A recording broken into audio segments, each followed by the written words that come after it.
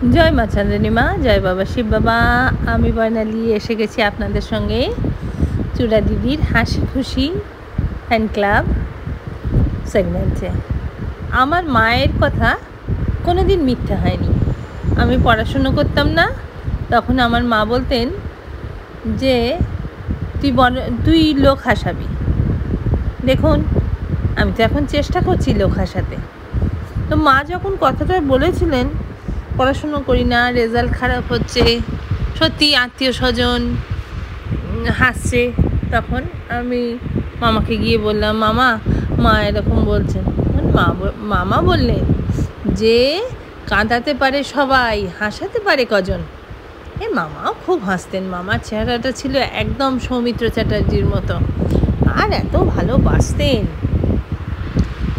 সে কি বলবো। মামা এখন আর নেই, কিন্তু মামার স্মৃতিটা তো রয়ে গেছে।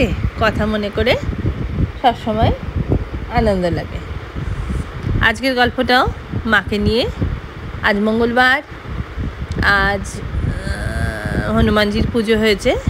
আমি খুব হনুমানজির ভক্ত, কারণ আমি জানি হনুমান সংকটমোচন, কিন্তু আমার মায়ের কাছে হনুমানজি পুজো তো হতোই না, উল্টিয়ে মা হনুমানজিকে বঁটি দিয়ে, ঝাঁটা দিয়ে, লাঠি দিয়ে তাড়া করতেন।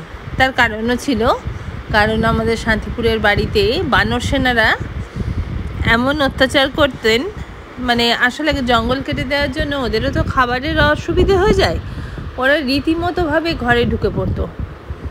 তো যাই হোক, সেটা মায়ের একটা আলাদাই ব্যাপার ছিল। আর আমাদের পশ্চিমবঙ্গে আগে হনুমানজির পুজো করা হতো না।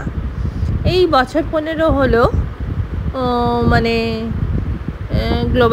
গ্লোবালাইজেশন হলো, হনুমানজিও এসে গেলেন, সব জায়গায় ছড়িয়ে পড়লেন।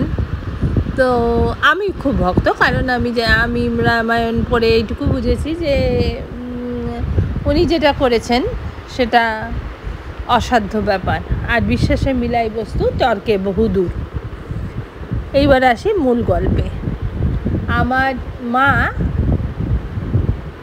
এই যে বললাম, উনি হনুমানজি একদম মানে পছন্দ করতেন না। উনি বলতেন বান্দর, মানে যেহেতু উনি বাঙাল ছিলেন। তো দিল্লির বাড়িতে একজন আমার হাজব্যান্ডের কলিগ, আমাদের কমন ফ্রেন্ড, ওনারা এসছেন, রত্না চ্যাটার্জিদা, ওনারা এসছেন মঙ্গলবারে। তো মঙ্গলবারে ওখানে দিল্লিতে না একটা খুব সুন্দর প্রসাদ চড়ায় সবাই, সেটা হচ্ছে বোঁদে। আর এই বোঁদেটা একটু শুকনো গোছের, খেতে অসাধারণ।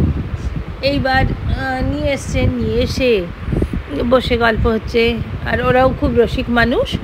আর প্রসঙ্গক্রমে বলে রাখি, এই যে রত্না হচ্ছে রূপঙ্করের মাসি, নিজের মাসি, রূপঙ্কর বাগচি। তারপর চললো গান, আড্ডা, গল্প। তো মাও এসে গেলেন। মা খুব গল্প করতে ভালোবাসতেন, আর মায়ের সিরিয়ালের টাইমও ওভার হয়ে গেছিলো, মানে সিরিয়াল দেখার সময় মা কারোর সঙ্গে কথা বলতেন না। তারপরে এসে সিরিয়ালটা যে শেষ হলো, টিভিটা বন্ধ করে এসে আমাদের সঙ্গে গল্প করতে শুরু করলেন। মা তখন এই চ্যাটার্জি দেখে বলছেন, জানো তো শান্তিপুরে তোমার থেকেও বড় বড় সব হনুমান আছে, তোমার থেকেও সব বড় বড় বান্দর আছে।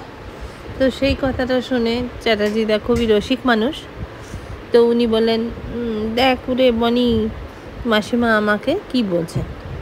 তখন আমিও মজা করতে ছাড়লাম না, আমি বললাম ঠিকই বলেছে, তোমার থেকে বড় বান্দরও শান্তিপুরে আছে।